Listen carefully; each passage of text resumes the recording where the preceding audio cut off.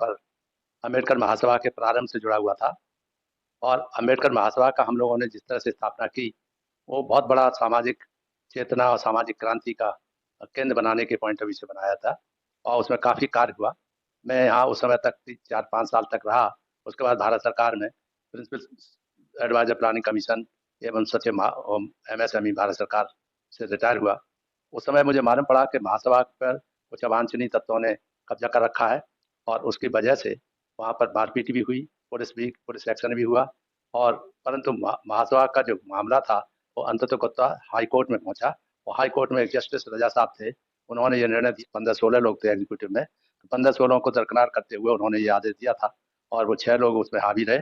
और हावी होने के बाद उन्होंने अम्बेडकर महासभा के संबंध में जो माननीय उच्च न्यायालय ने जो आदेश दिए थे उसका अनुपालन नहीं किया। नमस्कार, मैं धीरेन्द्र। आप देख रहे हैं द बुद्धिस्ट टाइम्स टीवी। साथियों, इस वक्त मेरे साथ में जो हस्ती मौजूद हैं, मुझे परिचय देने की आवश्यकता नहीं है। वो अपने आप में एक चर्चित चेहरे हैं। फिलहाल जानकारी के लिए मैं बता दूं, मेरे साथ में इस वक्त आदरणीय डॉक्टर चंद्रपाल साहब, पूर्व आईएएस व समाज सेवी हैं और हम बात करने वाले हैं। अभी कुछ दिन पहले सर के साथ में एक हमारा इंटरव्यू हुआ था। उस दौरान राजधानी लखनऊ में अंबेडकर महासभा की स्थिति पर उन्होंने प्रकाश डाला था। चूंकि महत्वपूर्ण मुद्दा यह था कि अंबेडकर महासभा जो विधानसभा के ठीक सामने है, इसका मुद्दा यूं महत्वपूर्ण है क्योंकि वो उच्च न्यायालय में पेश है। तो सर से हम जानेंगे कि वर्तमान समय में अंबेडकर महासभा की स्थिति पर अभी तक क्या हुआ है, वो उस पर क्या कहना चाहेंगे। सबसे पहले स्वागत है sir the Buddhist time TV channel पर। धन्यवाद। जय भीम, नमो बुद्धाय। भाइयों बहनों, मैं डॉक्टर चंद्रपाल बोल रहा हूँ, आपका प्यारा एक समाज सेवी जो यहाँ पर अम्बेडकर महासभा के प्रारंभ से जुड़ा हुआ था। और अम्बेडकर महासभा का हम लोगों ने जिस तरह से स्थापना की, वो बहुत बड़ा सामाजिक चेतना और सामाजिक क्रांति का केंद्र बनाने के पॉइंट ऑफ व्यू से बनाया था और उसमें काफ़ी कार्य हुआ। मैं यहाँ उस समय तक 4-5 साल तक रहा।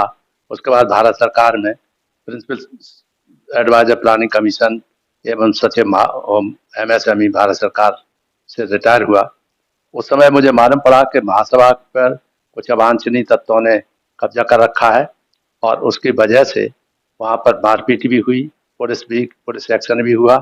और परंतु महासभा का जो मामला था वो अंततः हाई कोर्ट में पहुंचा और हाई कोर्ट में एक जस्टिस रजा साहब थे।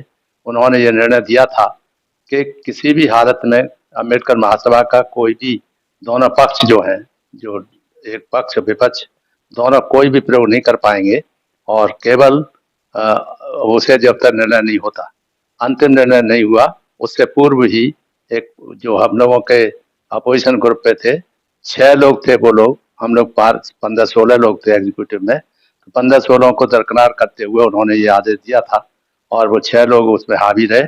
और हावी होने के बाद उन्होंने अम्बेडकर महासभा के संबंध में जो माननीय उच्च न्यायालय ने जो आदेश दिए थे उसका अनुपालन नहीं किया और वो उसमें अम्बेडकर महासभा के नाम से कार्यक्रम करते रहे और वीआईपीज को बुलाते रहे और अंततः उसमें अम्बेडकर महासभा में अप्रत्यक्ष रूप से अप्रत्यक्ष रूप से फायदा लिया। उन्होंने माननीय प्रधानमंत्री तक को बुलाया और डॉक्टर अपने माननीय मुख्यमंत्री को भी बुलाया। वर्तमान समय में सर, जिसमें जो है सत्ता पक्ष के लोग जो है, बीजेपी आरएसएस के लोग उस पे जो है काबिज हैं, तो सर आपकी आगे की क्या कार्रवाई है। देखिए, बीजेपी आरएसएस के लोगों से उससे कोई संबंध नहीं, क्योंकि ये तो सामाजिक संस्था का एक वो था, अड्डा था, सामाजिक कार्यक्रमों के लिए ही बनाया गया था। उसमें किसी पार्टी विशेष का कोई अधिकार नहीं होना चाहिए था।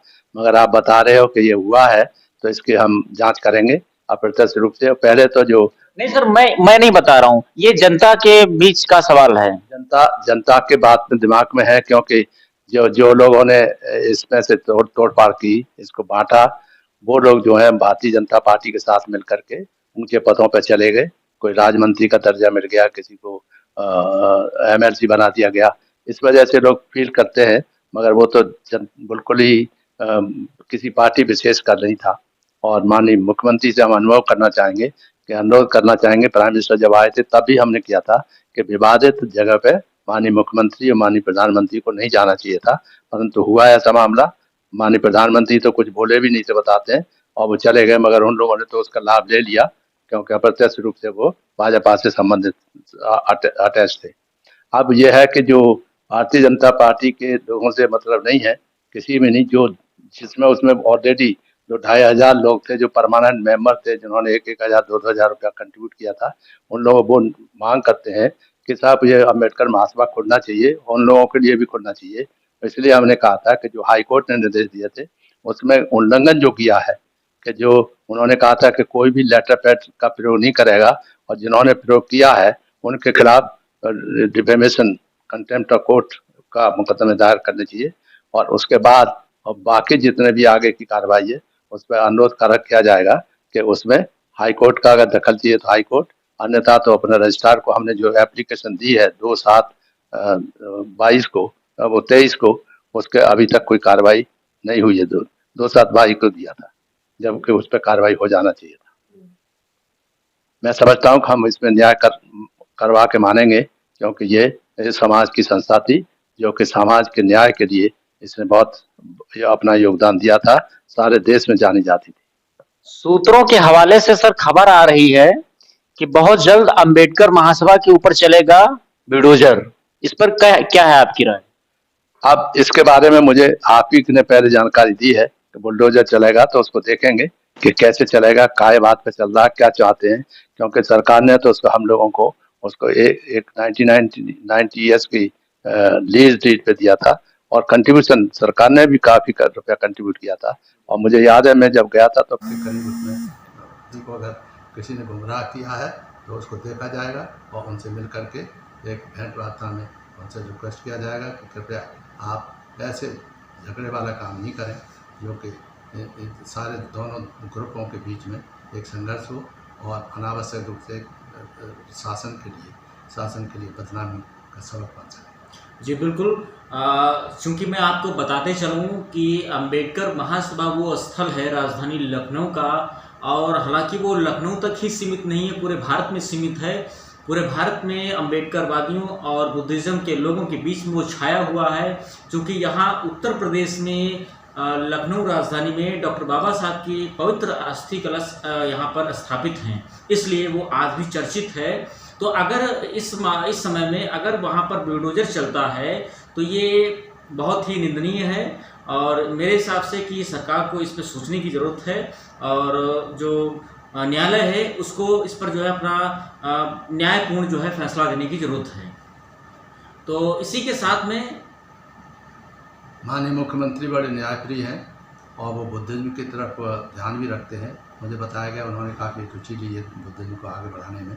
उनको सही जानकारी जब मालूम पड़ेगी कि इससे सब लोगों के भावनाएं जुड़ी हुई हैं, और हाई कोर्ट तक मामला पहुंचा था, तो वो इसमें दखल नहीं देंगे, और कोई बुलडोजर मैं नहीं समझता कि वो चलाएंगे। बुलडोजर उन्होंने चलाए थे कि जो बदमाश हैं, क्रिमिनल्स हैं, उनकी बिल्डिंग पे, उनके घरों पे बुलडोजर चलाए गए हैं। मगर बुद्धिज्म जो एक पवित्र स्थान है, इसमें बुद्धिस्ट का और बाबा साहब डॉक्टर अम्बेडकर की पवित्र स्थितियाँ रखी हुई हैं, ऐसे जगह पे बुलडोजर चलाना सारे जनमानस को आक्रोशित करना होगा। बिल्कुल मुझे विश्वास है कि ऐसा बिल्कुल भी कोई काम नहीं होगा। और मैं मिलूँ इस संबंध में माननीय मुख्यमंत्री के प्रमुख सचिव हैं, उनसे भेंट करके बताऊँगा। चीफ सेक्रेटरी से भी मिलूँगा कि साहब अगर ऐसा है पहले स्थिति समझ लूँ, क्योंकि मैं यहाँ नहीं रहता था, आगरा रहता था, इसलिए मुझे